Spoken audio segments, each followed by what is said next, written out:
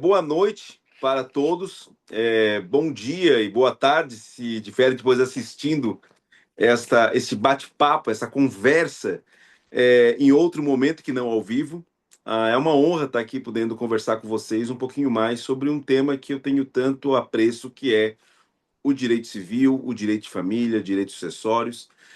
E o que é interessante é que, embora essas marcas de Botox, que deixam um pouquinho mais liso a gente, talvez escondam, mas eu em 2002, no Código Civil, para mim na época era o novo Código Civil.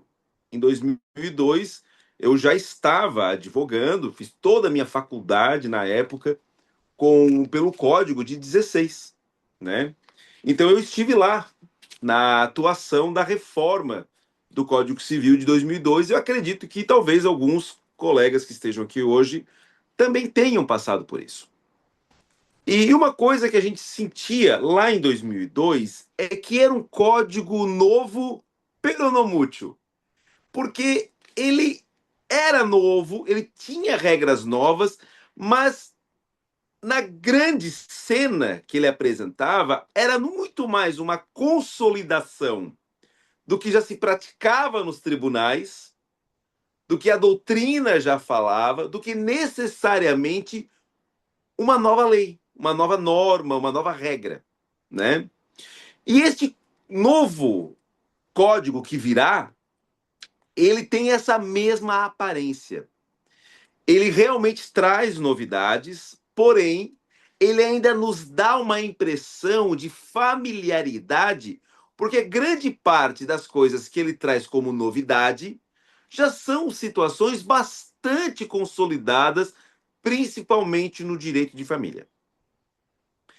Em algumas áreas, com certeza as reformas são mais brutais. Contratos, responsabilidade civil, direito de empresa e sucessões. Embora sucessões seja uma matéria que, para nós, do direito de família, ela esteja muito afeta, quase uma disciplina irmã nossa, né? A gente fala direito de família e fala direito de sucessões como uma extensão. Mas se nós pararmos para analisar tecnicamente, o direito das sucessões está muito mais vinculado ao direito das obrigações do que o direito de família propriamente dito. O direito de família está vinculado ao direito sucessório por uma causalidade, por uma questão histórica. Porque nós, por uma historicidade, queremos que o patrimônio se mantenha no mesmo ramo familiar. Que a sucessão se dê dentro de uma ordem familiar. Na época da faculdade, tinha um livro que eu sempre critiquei muito a leitura dele nas primeiras fases, que eu tenho certeza que todos os egressos do direito já leram esse livro, que é o Cidade Antiga. E esse livro, ele é um livro que ele deveria ter sido obrigatório na faculdade nas últimas fases, e não nas primeiras. Porque lá tu consegue perceber o quão nós estamos próximos e quão reflexos existem de regras romanas, que é a base do nosso ordenamento jurídico latino, para que a gente possa compreender uma série de situações. Uma delas é o direito sucessório. Por exemplo, o Instituto da Adoção surge em Roma, primeiro, para que tu pudesse ter pessoas que orassem por você, ou seja, ter um sucessor que orasse por ti, para tu não, porque eles acreditavam que precisava ter essa oração aos antepassados, né? E consequentemente vem a transmitir o patrimônio, porque ele se torna teu herdeiro, teu filho. E isso vem até hoje. Então, hoje nós vamos ter essa sucessão que é da própria estirpe. Tem um outro livro muito bom que é chamado O Fruto Proibido. É um livro de antropologia com direito, onde ele vai falar uma questão muito interessante. Ele vai dizer que nós, muitas vezes, não conseguimos compreender o porquê, como o mundo, em algum momento, viveu sem normas. Mas o mundo, na verdade, por muito tempo viveu sem normas. As normas codificadas, institucionalizadas, pelo um estado ou por uma situação mais tribal, primitiva, ela é relativamente recente. A própria ideia de monogamia, ela também é recente. Embora hoje as comunidades sejam maiores em quantidade monogâmicas, quanto culturas, até há pouco tempo atrás, elas eram poligâmicas e elas se tornam geralmente monogâmicas em volta do homem e não em volta da mulher, como era antigamente. As sociedades mais primitivas, elas eram matriarcais. Ela se torna por quê? Porque tu não sabe quem é o pai da criança. Tu sabe quem é a mãe. A mãe tem certeza. O pai não. Então, quando a sociedade deixa de ser agrária, deixa de ser nômade e se torna agrária, começa a acumular riquezas, acaba sobrando riquezas, tu precisa saber para quem tu vai deixar. Então, tu não pode mais ter uma comunidade onde tu deixa tudo para a comunidade. Tu tem que deixar para os teus descendentes. Então, como é que tu faz para deixar para os teus descendentes? Tu castra a liberdade da mulher.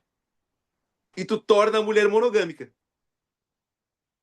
Então, dentro de uma historiologia e da antropologia, tu começa a ter a própria privação da liberdade feminina, porque nós não estamos aqui falando de liberdade masculina. Nós estamos falando de liberdade feminina. Tu castra a liberdade feminina para tu poder saber quem são os teus descendentes e deixar o patrimônio para eles. E isso é um consenso dentro da antropologia. E vai levar um tempo muito grande para que a mulher possa realmente tomar de volta a sua liberdade. E que até hoje se discute se ela realmente conseguiu tomar de maneira plena. Que, a princípio, não. Nós temos ainda hoje mulheres trabalhando na mesma condição de trabalho com salários desiguais. Nós temos uma série de situações. O Código de 16, um dos grandes pontos de reforma, foi incorporar as leis que vieram depois dele, como a de 77. Até 77, nós não podíamos ter uma pessoa divorciada. Tu era ser no máximo desquitado. Então vem a Constituição de 88 e dá outro grande avanço.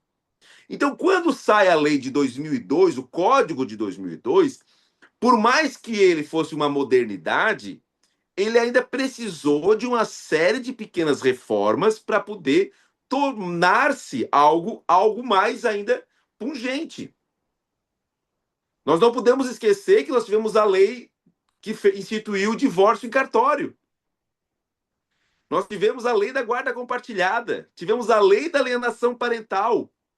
Essas leis, elas alteraram profundamente o conceito de direito de família.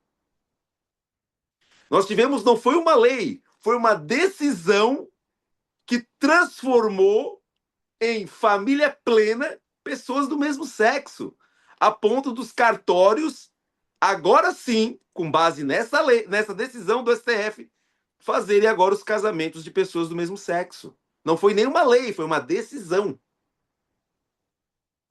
Então, o código que virá, ele, na verdade, pega tudo isso e incorpora no seu texto de lei. Mas ainda com poucas novidades reais, com exceção das obrigações, com exceção do direito sucessório. Porque, como eu falei, sucessão está muito mais vinculada à obrigação do que necessariamente ao código, ao direito de família. Eu vou dar um exemplo para vocês. No direito de família, a gente trata de afeto. Essa é a palavra-chave do direito de família. No direito das sucessões, a gente trata do quê? Vontade. E é por isso que o direito de sucessões ele é muito mais próximo ao direito das obrigações, porque é lá que tu fala de vontade.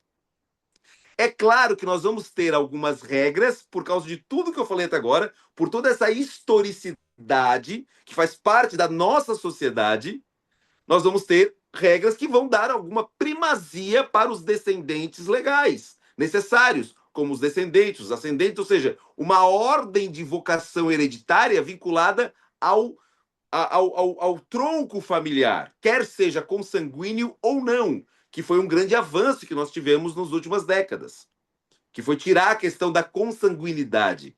Então, que é, por exemplo, vem da própria Constituição, que permite tratamento igualitário, independentemente da origem do filho, se é filho do casamento, fora do casamento, adotado, isso não tem mais distinção. Então, este ramo, ele ainda tem uma certa proteção. Mas o Código de 2002 ele foi muito problemático nas sucessões. Eu ouso dizer que o Código de 2002 ele criou uma grande celeuma em relação à sucessão do companheiro e do cônjuge. Teoricamente, eu não consigo tirar o meu cônjuge da minha herança hoje. Eu não consigo. Como assim, Douglas? Vou dar um exemplo para vocês. Se eu escolher comunhão universal de bens, o meu cônjuge não é meu herdeiro, num primeiro momento, correto? Só meus filhos. Só que no ato do casamento, ele pega 50% de tudo que eu tive e de tudo que eu terei. E vice-versa, obviamente. Ou seja, eu vou ter que comunicar patrimônio. Eu não consigo só me casar por amor. Eu vou ter que casar com patrimônio junto. Se eu escolher a comunhão parcial de bens, mesma coisa. Nos bens que são comuns, que nós adquirimos juntos, cada um tem sua metade. Mas nos bens que são particulares, ou seja, aqueles que eu já tinha ou que eu recebo por doação ou herança, que são particulares, eu vou ter que comunicar. Se eu morrer antes. Ah, mas aí tem a separação de bens. A separação de bens, que teria que ser uma separação convencional, onde eu não quero comunicar patrimônio, eu não quero. Pela redação do artigo 1829 e por muita interpretação jurisprudencial também, vai haver comunicação de bens por herança na separação convencional. Só na separação obrigatória que não. Naquela da idade, naquela que nós vamos. Daquela que a pessoa não fez partilha prévia. Pelo texto do artigo 1829, vai comunicar, ele não está excluído. A primeira decisão do STJ que deu a exclusão da pessoa casada em separação de bens foi da ministra Nancy Andrighi, eu acho que foi em 2016, onde ela disse o seguinte, ó, a pessoa que não quer casar, que quer casar na separação convencional, ela não quer partilhar os bens nem na vida nem na morte. Mas foi uma interpretação, que já teve várias outras decisões diferentes do próprio STJ. Ou seja, não há uma segurança jurídica nesse aspecto. Participação final dos aquestos nem é citado pela lei sucessória. É como se a lei sucessória tivesse esquecido esse regime previsto no direito de família. Então, nem é citado. Então, se não é citado, tem que comunicar, porque o artigo 1829, inciso 1º, ele trabalha por exclusão. Então, se ele não cita, comunica. Então, notem que o casamento no Código Civil de 2002, ele meio que obrigou a pessoa a ter algum tipo de comunicação patrimonial com o cônjuge. Aí a solução era a pessoa não casar, era viver em união estável. Porque na união estável, como é que funcionava? Eu vivo em união estável, se eu não estipular patrimônio, regime por contrato de maneira diversa, se aplica como união parcial. Mas na sucessão, o outro companheiro, que tem metade dos bens comuns, ele só concorre na outra metade dos bens comuns. Ou seja, aquele bem que está, digamos assim, maculado, porque metade já é dele, ele vai concorrer na outra metade. Os bens que são particulares, ele não concorre. Ou seja, a pessoa que. Vou dar um exemplo para vocês. Olha como gerava problema. Como gerou problema essa alteração. A pessoa, vamos imaginar o seguinte: está morando está morando numa cidade do interior, vive até os seus 50, 60 anos na cidade do interior, tem seus filhos, tem seus bens, tem tudo, resolve se mudar para uma cidade grande.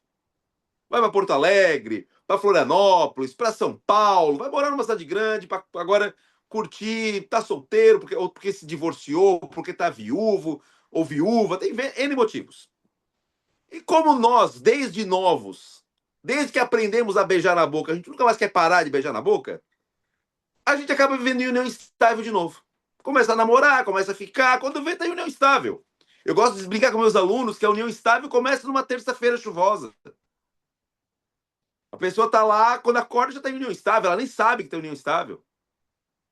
Porque a união estável é isso, é o ânimos familiar, é o viver em conjunto. A pessoa não precisa dizer que quer ter filho. Não, basta ter não precisa nem morar junto, na verdade, mas se tiver aquela característica de casamento, nenhum juiz diz que a pessoa não tem união estável. Qual é o juiz que quer dizer que não tem união estável? Pessoas que moram na mesma casa há 2 anos, há 1 ano e meio. Sabe? Aí quando começa a ficar com menos tempo, aí começa a ficar mais difícil de falar. Mas depois de um certo período, 6 meses, 1 ano, 1 ano e meio, todo mundo declara união estável. É muito difícil tu não constituir união estável em situações como essa. Mesmo a lei não obrigando a morar junto. Mas se mora junto, esquece, vai ser considerado união estável. Aí a pessoa falece. A família que está lá com o patrimônio, que está lá do interior, ela às vezes nem sabia dessa união estável. Nem sabia dessa união. O que acabava acontecendo muitas vezes? Era feito o inventário, e aí depois de um certo tempo aparecia o companheiro ou a companheira dizendo o seguinte: epa, vocês não me arrolaram nesse inventário.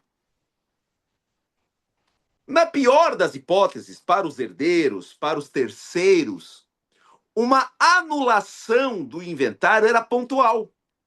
Era somente naquele patrimônio adquirido durante esta união que ninguém sabia. Aqui eu estou trabalhando, gente, com boa fé, né? Não estou falando de má fé que a pessoa excluiu lá de má fé. Não, boa fé. Então, a única coisa que ficava maculada era aquele bem que foi adquirido durante a união estável. Que aí, com toda a razão, metade é do companheiro. Porém, o Código Civil de 2002, muita gente criticou, mas ele foi inteligente nesse aspecto. O direito sucessório deste companheiro sonegado era sobre o quê? Apenas sobre a outra metade. Quando o STF reconheceu a igualdade do casamento e da união estável, que realmente é igual, não tem por que ser desigual, mas nos aspectos familiares, nos aspectos como paternidade, alimentos e por aí vai. Na parte patrimonial, eles não são iguais. Como não é igual o casamento da separação de bens com o casamento da comunhão parcial. Não é igual o casamento da comunhão parcial e da comunhão universal. E não é igual a união estável com o casamento. Eles são institutos diferentes com reflexos diferentes. Para os grandes ramos, eles são iguais. Família, pensão, guarda, convivência, alimentos, beleza. Mas no aspecto patrimonial é diferente. Se eu quero dividir meu patrimônio integral com a minha esposa, eu tenho que fazer um pacto nupcial, eu tenho que escolher comunhão universal. Eu não simplesmente falo, ó, é assim. Não, tem formalidades para isso. E se eu só quero viver com outra pessoa, eu vou ter que estar ciente que aquele regime, daquele sistema patrimonial de só viver, é outro, diferente da comunhão universal. Não é menor nem maior, não é. É diferente apenas. Então, o que aconteceu quando anularam o artigo 1790, que era da convivência, da sucessão dos companheiros? Qual foi o problema? O problema é que quando eles anularam, aquela mesma historinha que eu contei para vocês, que eu já vi acontecer, agora o companheiro que viveu só 6 meses, 7 meses ou 8 meses, não importa o tempo, mas que era companheiro, ele agora concorre com os herdeiros sobre todo o patrimônio que a pessoa tinha. E eles nem sabiam da existência dessa pessoa. Ou seja, isso cria insegurança jurídica. Porque agora vai ser anulado todo o inventário, às vezes já tem terceiros envolvidos, às vezes já foi vendido algum bem. Estão entendendo onde eu quero chegar? Então, o direito sucessório, quando ele começa a ser empurrado com as regras do direito de família, dá problema. Porque o raciocínio é outro, é um raciocínio patrimonial. O direito de família é um raciocínio afetivo. Então a gente tem que fazer essa distinção. O código que virá, para o bem ou para o mal, vai depender muito do ponto de vista, vai depender muito da situação concreta, ele fez essa separação com mais profundidade que o Código de 2002. Uma das questões que se passar na reforma é a exclusão do cônjuge e do companheiro como herdeiro necessário. Ou seja, é respeitada a meação, mas como herdeiro, ele vai estar nos outros graus de sucessão, mas não como herdeiro necessário. Ou seja, tu pode excluir por testamento. Então, tu pode escolher o teu regime em vida e tu, por testamento, pode excluir. Ou seja, ó, tem as meações, tem tal, mas sucessão, isso não se envolve.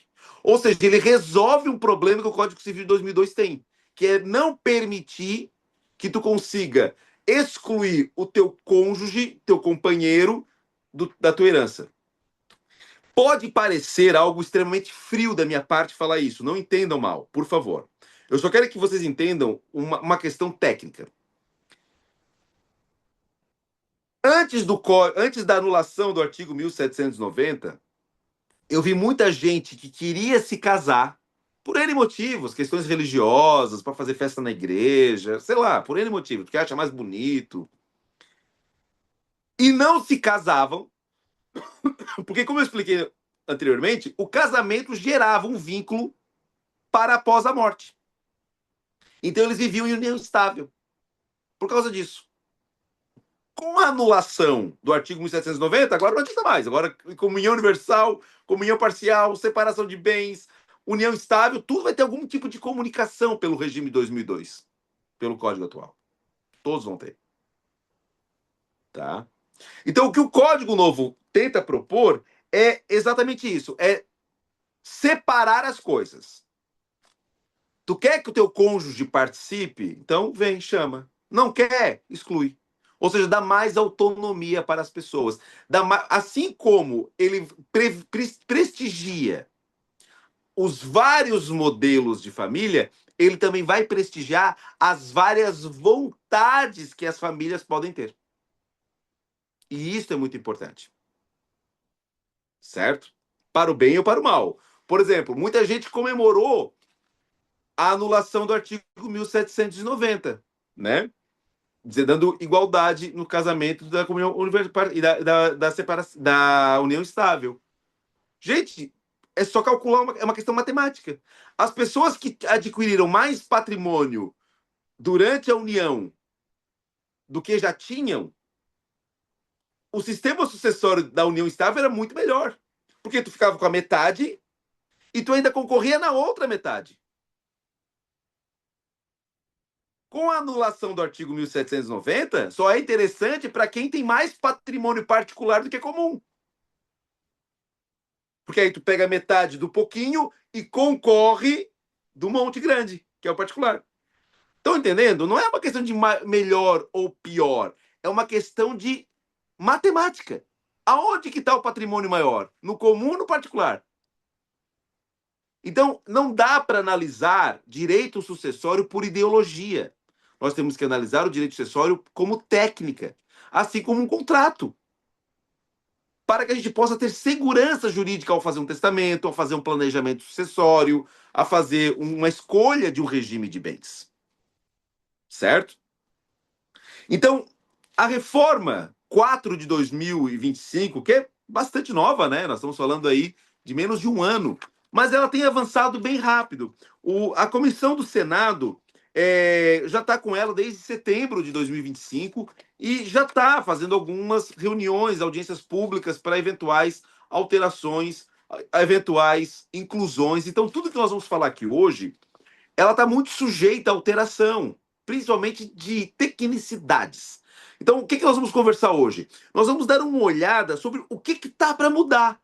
Que são coisas que, a princípio, não vão ser retiradas do texto, vão ser mantidas, mas entrar no detalhe de como elas funcionarão é delicado neste momento, porque ainda está muito novo o projeto. Ele ainda vai ter muitas alterações até chegar ao texto final de votação. Tá? Mas tem situações bem interessantes. Então vamos lá. A primeira delas é a ampliação da família. Né? Embora a Constituição já dissesse lá no artigo 226 que o Estado tem o dever de reconhecer todas as famílias, ele sempre foi uma interpretação genérica para nós, operadores do direito. A gente sempre usou aquilo lá, ó, a Constituição falou que vai proteger todas as famílias. E aí a gente fala, ó, esse homem é família, essa mulher é família, essa mãe e essa criança é família, esse pai e esse avô é família. Então, a gente sempre deu essa situação para ampliar esse conceito de família. Porque essa ampliação é importante para vários fins. Previdenciário, por exemplo. Não só de partilha, mas previdenciário, alimentos, contratos e por aí vai. Porque tem proteções legais. Só que aí vem a pergunta, tá, mas se eu quiser me relacionar com uma árvore, é família? Alguns dizem, pode, porque tu pode se relacionar, todo tipo de família é protegido. Não, árvore não dá, gente, é demais. Estão entendendo? Ou seja, quando tu tens um conceito elástico, quando começa a esticar demais, ele começa a estourar. E nós vamos ter várias pessoas tentando segurar esse elástico. Não, calma.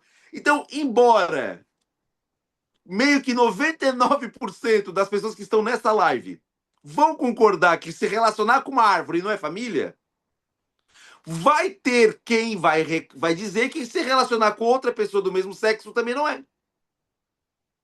Por causa da sua convicção religiosa, por exemplo. Estão entendendo? Então, é claro que eu não estou querendo comparar um caso com outro, mas estou querendo dizer que pelas concepções que cada pessoa tem, tu acaba, talvez, limitando. Então, é importante que aquele homem e homem, aquela mulher e mulher que querem viver juntos, não fiquem reféns da interpretação. Porque um homem e uma mulher não estão reféns de uma interpretação. Elas chegam lá e se casam e ponto. Agora, um homem e um homem, uma mulher e mulher, até há pouco tempo atrás, estava refém. Tinha que entrar até com uma ação judicial para reconhecer, porque o cartório não casava. Teve que vir decisões do STF para poder casar. Ou seja, nós não queremos que os direitos básicos fiquem reféns de interpretações. A gente quer ter isso no papel.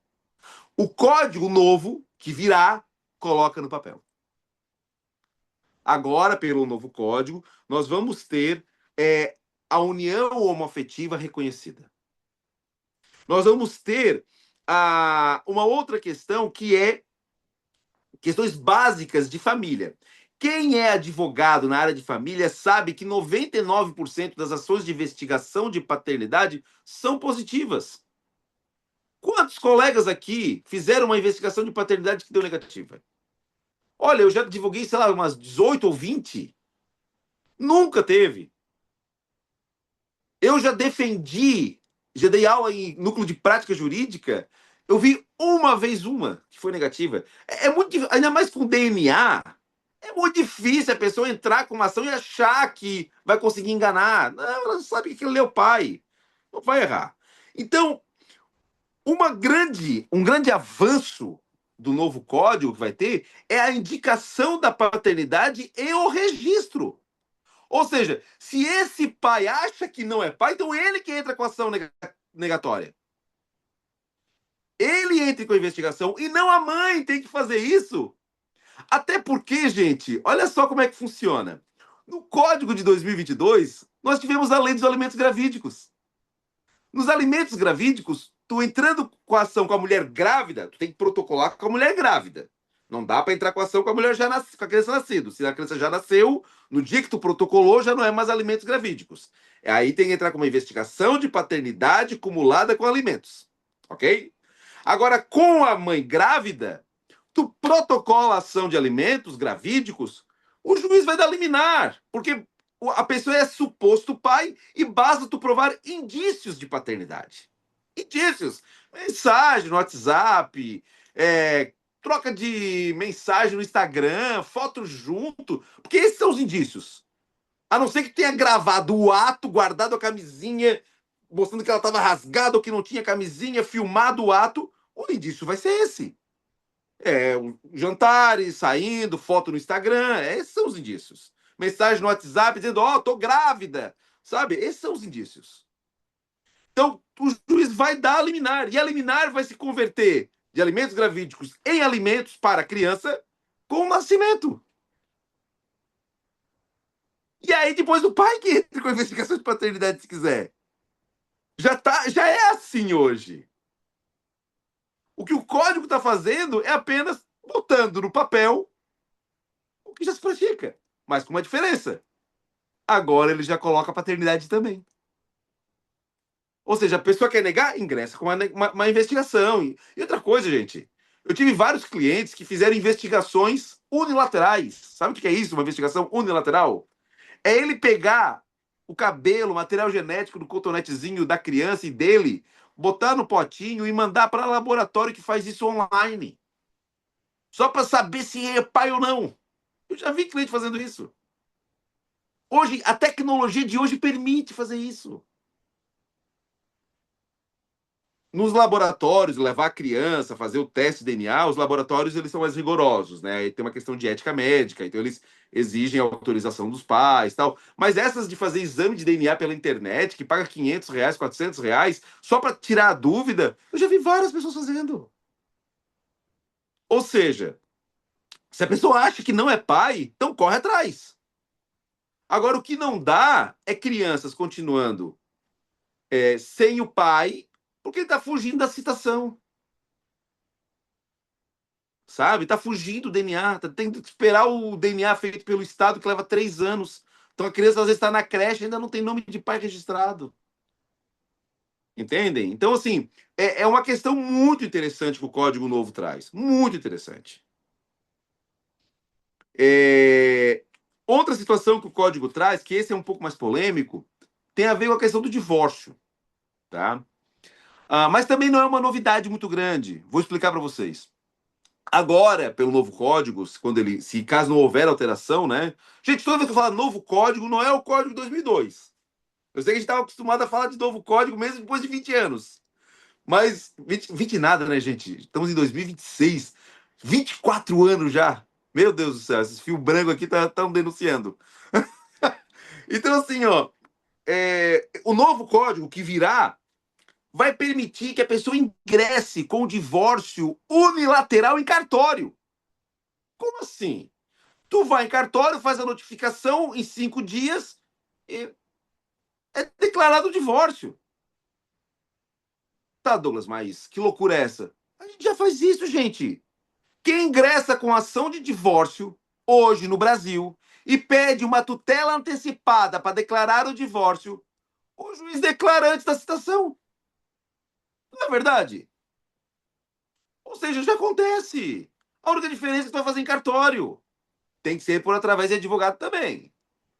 Mas não é novidade, porque o divórcio é tão somente para declarar de forma erga omnes para terceiros que a partir daquele momento toda aquisição patrimonial, toda aquisição de dívida agora não é mais de acordo com o regime de bens, porque agora você é divorciado. Mas todas as outras questões vão ter que ser discutidas. Vai ter que discutir a partilha dos bens, vai ter que discutir a guarda, vai ter que discutir como a gente sempre teve. É apenas para facilitar um procedimento que já é praticado, que é tu ingressar com ação de divórcio. Porque muitas vezes o que acontecia? As pessoas às vezes estavam. A pessoa queria fazer um financiamento e tinha que entrar com uma ação de divórcio, pedir para o juiz declarar o divórcio para poder alterar a certidão de casamento, para fazer o financiamento e mostrar que não precisa analisar o crédito do ex-marido ou da ex-mulher. Certo? Ou na aquisição de um bem que o outro não vai ter que assinar. Então tem efeitos práticos. Só que antes tu levava 3 meses para isso, porque isso numa comarca rápida. E isso numa comarca rápida. Tu tinha que entrar com a ação, o juiz tinha que dar liminar, tu tinha que mandar averbar no cartório e pegar uma segunda via do certidão de casamento. Agora tu vai conseguir fazer isso em 30 dias, em 20 dias, talvez. Porque tu vai fazer o pedido em cartório, vai ser feita uma notificação, passou 5 dias, ingressa com o divórcio. O divórcio já é averbado na certidão. Uma coisa importante. Ah, Douglas, mas se a pessoa fizer isso para fraudar terceiros? O Código Novo tem a previsão. Se for para fraudar terceiros, não vai ter validade em relação aos terceiros. Assim como a modificação de regimes hoje não tem validade em relação a terceiros, correto? Quando a gente modifica o regime, mesmo judicial, se essa modificação me tornou insolvente, aquele terceiro vai continuar buscando igual e vai dizer, ó, tem validade daqui para frente, para os outros, mas para mim não tem. O que vale é o regime antigo. Porque eu sou credor dessas pessoas aqui. E isso vai funcionar também no novo código que virá. Porque a pessoa também em cartório vai poder fazer a modificação de regime sem precisar buscar uma autorização judicial, ou seja, com muito mais autonomia. Outro ponto que o novo código também vai trazer é o reconhecimento, né, daquilo que a gente já tem hoje na jurisprudência, que é, obviamente, a impenhorabilidade dos bens, né, do casal, quando é a sua casa, isso já está previsto desde a lei do bem de família. Porém, vai ter uma coisa interessante. Vai ser permitida a penhora de até 50% quando o bem é de altíssimo valor. Porque isso a jurisprudência às vezes já tem concedido, ou seja, não é também uma novidade absurda. Nós já vimos vários casos onde aquela pessoa só tem um bem, é protegido pela bem de família, só que aquele bem vale 4 milhões de reais. Não, pera lá, cara. Tu pode morar numa casa de 1 milhão, tu pode morar numa casa de 2 milhões, tu pode morar num apartamento de 500 mil. Tu não tem que ficar com 4 milhões bloqueado com um monte de credores sem poder pegar o patrimônio. Então, a jurisprudência já estava, muitas vezes, alcançando esses bens com esta fundamentação. Pelo novo código, isso vai se tornar uma outra questão mais sensível. Claro que haverão discussões. O que é alto valor? Certo? O que é bem de alto valor? É considerado pela média nacional? É considerado pela média familiar? É considerado pela média que o juiz entende que é de alto valor? Caso a caso, certo? Então, isso são alguns pontos que ainda vai gerar muito, mas muito debate mesmo. O novo código, ele vai vir com essas alterações, mas é no divórcio, obviamente, aquilo que nós mais vamos ter situações concretas mais interessantes, tá?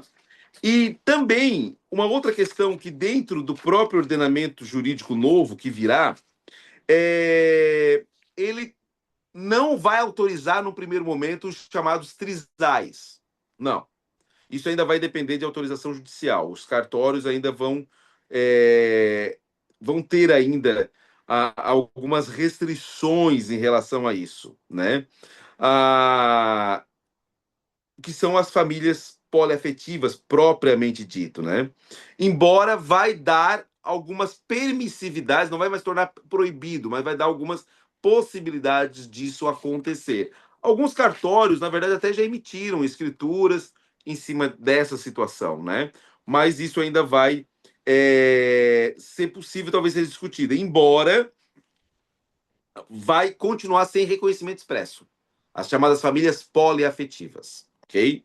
E isso ainda vai acontecer. Mas, por que eu estou dizendo isso? Porque muita gente acha que a multiparentalidade prevista na reforma tem a ver com isso. Não, não tem. A multiparentalidade está verificando com outras situações, como, por exemplo, a pessoa ter a possibilidade de ter dois pais simultâneos. E eu já tive vários clientes com situações como essa. Por exemplo, eu tinha uma cliente minha que o juiz queria fazer ela escolher qual era o pai dela. Mas ela não tinha como escolher qual era o pai dela, porque ela tinha dois pais. Ela teve o pai biológico, que nunca desapareceu. O pai dela biológico continuou presente na vida dela. E ela tinha um pai sócio-afetivo, que casou com a mãe dela, que criou ela desde pequena, e que teve presente na vida dela. Ou seja, ela nunca, ela teve a benção de ter dois pais. Tem pessoa que não tem nenhum. E o juiz queria que ela escolhesse um ou outro. Por quê? Porque quando ela foi tentar buscar o direito sucessório, falou: não, ela tem outro pai. E ela já buscou direito sucessório do outro também. Agora ela não pode querer pegar direito sucessório deste. E aí foi onde nós arguímos. Não, espera lá, ela teve a bênção de todos os pais. Tem pessoa que não tem nenhum. Mas ela tem dois pais realmente. Então o código, essa reforma, vai reconhecer essas multiparentalidades. Né? Então, isso é bastante interessante que nós vamos ter. Além da união afetiva, que já hoje em dia já é, digamos, algo bastante comum no direito de família, mas finalmente nós vamos ter na lei o que nós não tínhamos. Nós não tínhamos. Pode parecer um absurdo. Muita gente. Eu tenho alguns amigos meus que, quando eu vou explicar para eles que nós não temos uma lei específica. E aí eles falam: tá, Douglas, mas não seria interessante nós termos? Eu falo: não, não é interessante. Hoje, num congresso que nós temos a bancada da bala, ela é denominada bancada da bala. Sério que nós queremos criar uma lei de direitos homoafetivos onde quem vai votar é a bancada da bala? Não dá, gente. Desculpa o lado político que cada um que tenha. Pedir para um congresso votar leis de pessoas homoafetivas, onde nós temos uma bancada religiosa gigantesca. Não é interessante. O interessante é como está hoje. Ó, aonde tiver direito de família, se aplica também para uniões homoafetivas. Ponto. É assim que tem que ser. Porque se nós tivéssemos uma lei regulando, ia ter problemas, ia ter retrocesso legal. E um dos princípios do direito democrático é a proibição do retrocesso. É uma regra hermenêutica. Então, o novo código que virá, ele é interessantíssimo ao dizer isso. Ele simplesmente diz: ó, união afetiva é direito, é união familiar. Ponto. Então, o que se falar de casamento está ali também. Se falar de divórcio está ali também. Não tem distinção. Então, isso é uma reforma interessante. Criar uma lei específica, eu acho um perigo. Um perigo. Sempre fui contra. Por causa das mazelas de um congresso, muitas vezes motivados por TikTok, por Instagram, por cortes na internet. E muito mais por discutir realmente problemas reais do dia a dia das famílias. O código do, do direito sucessório, a parte sucessória, ela vai ter realmente algumas alterações mais interessantes, tá, gente? Ela vai ter algumas questões mais interessantes. Ela, assim como no direito, no casamento, nós vamos poder criar alguns sistemas em cartório, inclusive, de regimes de bens por períodos esporádicos. Olha que interessante. Eu posso colocar o seguinte, ó, os primeiros 3 anos, lá no Pacto Nupcial, o regime é de separação, depois é comunhão parcial. Eu vou poder fazer isso. Vai ficar verbado, vai ficar de forma pública, é um pacto feito pelo casal. Então, essa liberdade maior das pessoas poderem transigir vai ter neste novo código. E, consequentemente, no direito sucessório também. Eu vou poder tirar o meu cônjuge, meu companheiro, minha companheira da minha herança, que hoje eu não posso. E agora eu vou poder. Vai continuar sendo herdeiro, mas vai deixar de ser herdeiro necessário. Que a gente tem todas aquelas proibições que a gente já está conhecendo. Vai ter algumas regras mais claras, como, por exemplo, a ilegalidade de doação para amantes, mas isso já está no nosso código atual, certo? Embora não necessariamente no direito de família, está mais vinculado no direito das obrigações, mas agora vai ter uma situação um pouco maior, porém com uma prazo de validade de 2 anos. ok? Então vai ter que ter uma certa agora vigilância dos cônjuges e das companheiras sobre para onde vai o dinheiro e o patrimônio de seus cônjuges e companheiros, porque agora o prazo vai ser menor. O que não é de se estranhar, gente, e vou explicar por quê. Ah, quem viveu como eu no Código de 16 vai lembrar que o dano moral, olha só, como é uma coisa ilógica hoje. Olha só. O dano moral podia ser proposto mais de 2 décadas depois do fato. Dano moral. Hoje, o prazo é 3 anos, sabe? Então, a redução dos prazos é algo normal, principalmente em épocas de internet, onde tudo é muito mais célere, tudo mais ágil. A própria uso capião, antigamente era 20 anos, posse vintenária. Quem nunca ouviu falar disso? Hoje, com 5 anos, dependendo da metragem do bem, o patrimônio já é teu. Na verdade, com 2 anos, pela uso capião conjugal, já é teu. No código atual. Ou seja, vai haver também uma redução dos prazos prescricionais, decadenciais e os de impugnação de atos.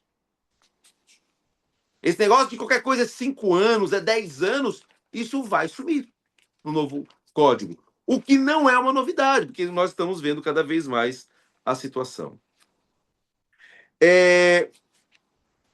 Tem alguns pontos no direito sucessório e familiar que também é interessante nós falarmos aqui. Nós vamos ter o reconhecimento agora em lei de uma coisa, de um velho conhecido, que são os alimentos compensatórios. Vai estar reconhecido em lei.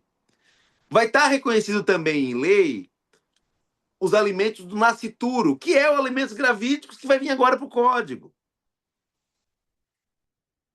E vai ter também algumas questões chamada herança digital, que é quando o texto vai reconhecer que a vida online também faz parte do patrimônio, ou seja, vai transformar sites, perfis como Instagram, parte do patrimônio e objeto de herança.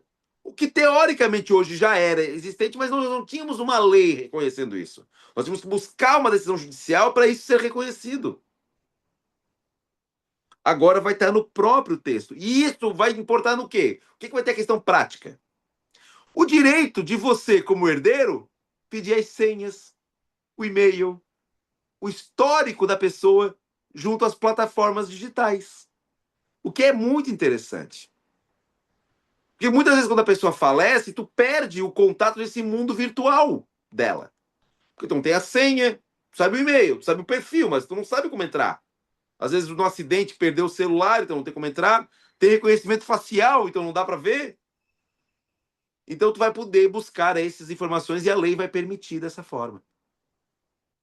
Então, quem é que vai ter direito à herança nesse novo código? Olha só como interessante, ó. Os filhos gerados por reprodução humana pós-mortem vão estar protegidos, o que já era uma questão bem interessante dentro da bioética, né? Pessoas que deixam materiais genéticos para futura prole. Nosso código já tinha a previsão da prole eventual e da futura prole, já tinha essa previsão, mas sempre foi algo regulamentado muito mais pelos conselhos de medicina do que pela lei. Por exemplo, os conselhos de medicina exigiam que, para que a mãe se reproduzisse com material genético do pai, que está lá no banco de esperma, tinha que ter uma autorização expressa, ou no testamento, ou no ato da doação, da crioconservação, né? Não doação, da conservação, que fosse permitida a utilização após a morte. Porque se não tivesse isso, ela não poderia usar. Aí ela tinha que buscar judicialmente. Pelo novo código, nós vamos ter agora regulamentações dentro do código.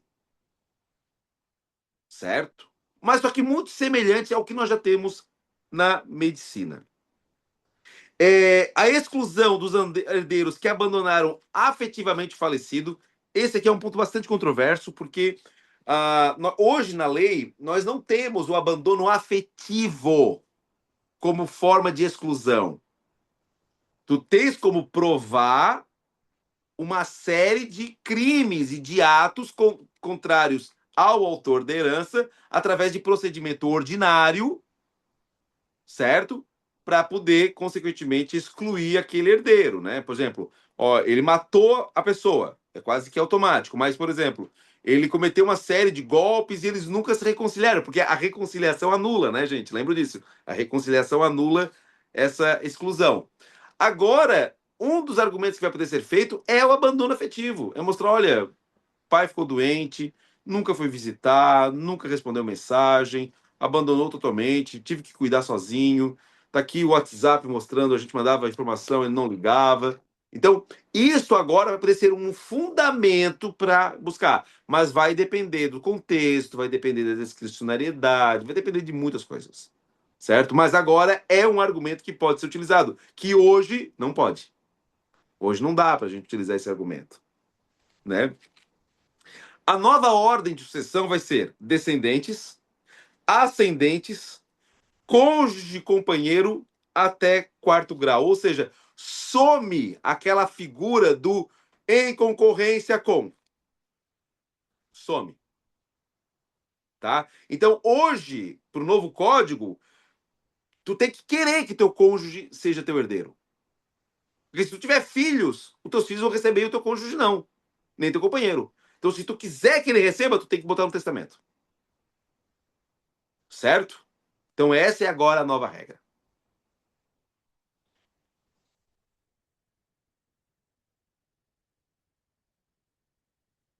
Apenas os descendentes e ascendentes vão continuar como herdeiros necessários, ou seja, aquelas regras de doação de até 50%, etc., só agora com descendentes e ascendentes. Ou seja, se você for casado ou viver em união estável, tu pode, por exemplo, doar 100% do teu patrimônio pelo novo código.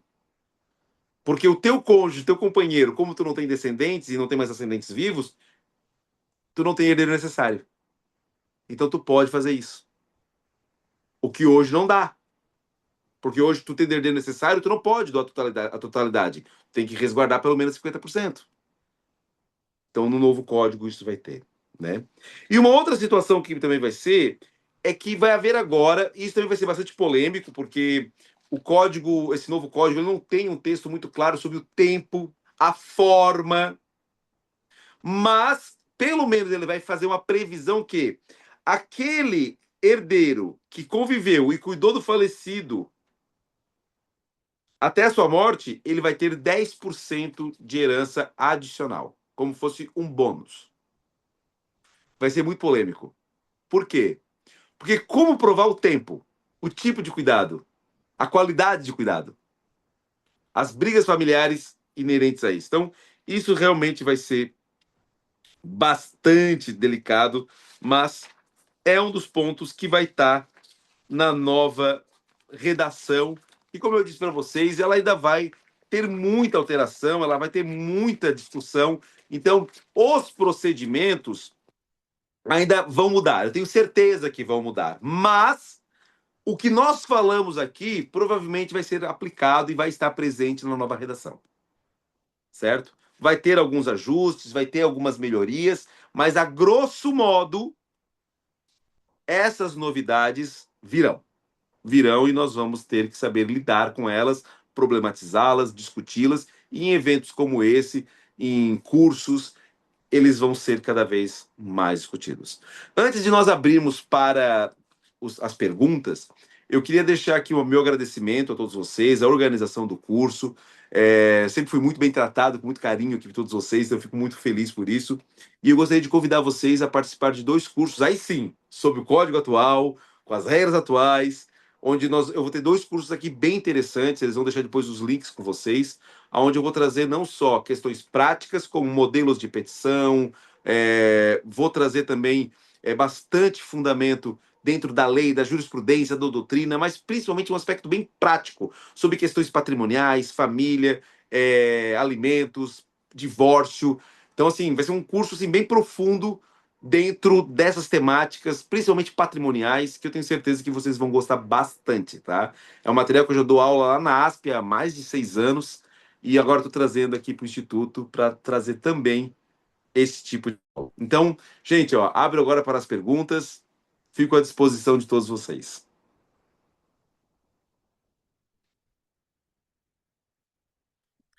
Para mim pode ser tanto no chat quanto pode ser se não for problema para a organização. É porque eu não sei ver onde que está o chat, eu não sei onde é que tá as perguntas. Tá, então alguém vai ter que falar para mim. Deixa eu ver se eu consigo ver aqui. Vamos ver aqui. Oh, meu Deus, como é que eu vejo aqui? Tá aqui o chat. Agora descobri. Calma que eu já descobri agora. Vou ter que virar a câmera assim. Pronto. Ah, não, primeiro, por enquanto, não teve nenhuma pergunta. Então tá tranquilo. Então, se vocês quiserem fazer alguma pergunta, se quiser fazer alguém fazer alguma pergunta, pode fazer. Se não, fica desde já convidados para o curso. Para os outros dois cursos que irei ministrar aqui no Instituto.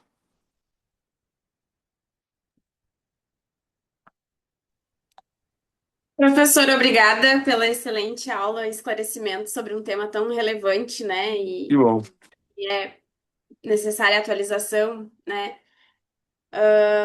Eu abri ali o chat. Quem quiser também pode abrir a câmera, pode abrir o áudio para conversar com o professor. Se Eu quiser deixei no perguntar por chat, áudio, tá tranquilo, não tem problema também. sim. Estou à Então, disposição. só relembrando, as oficinas do professor Douglas, elas serão no dia agora, dia 5/3. Nós temos Isso. já um encontro marcado. E no dia 6 de abril, nós liberamos uma condição exclusiva para as três oficinas, né? As duas do Dr. Douglas, nós também temos uma oficina prática de alimentos com o Dr. Elton. Então, nós estamos com uma condição exclusiva ali na inscrição das oficinas. Legal. Podem me chamar no WhatsApp, a gente conversa direitinho ali sobre valores, condições de pagamento. As oficinas são online, ao vivo, né? Em torno de 4 horas aula, né, professor? E com Isso. possibilidade também de esclarecimento de dúvidas ao vivo. E depois da aula, a gravação ainda fica disponível por 30 dias para acesso. Isso é Então, legal. para rever, tirar as Eu dúvidas e tenho tudo uns mais. PowerPoints que eu vou querer disponibilizar para eles. Aí eu mando para você e você manda por e-mail? Como é que funciona? Isso, professor. Pode me Tá. mandar e aí fica dentro do portal deles ali também. Legal, Eles legal. Porque recebem o vai ter acesso. decisões, vai ter alguns modelinhos. Então, assim, para questões práticas vai ser bem interessante. Ótimo, professor. Se não tiver mais perguntas, eu deixo disponível o meu Instagram também. Às vezes alguém lembra noutra hora, em outro momento, pode me chamar no Instagram lá que eu respondo sempre que possível. Claro, professor.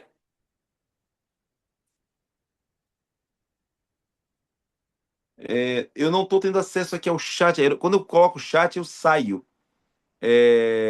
Tem alguma Por enquanto pergunta? não temos, Não? não Então temos beleza, então. perguntas.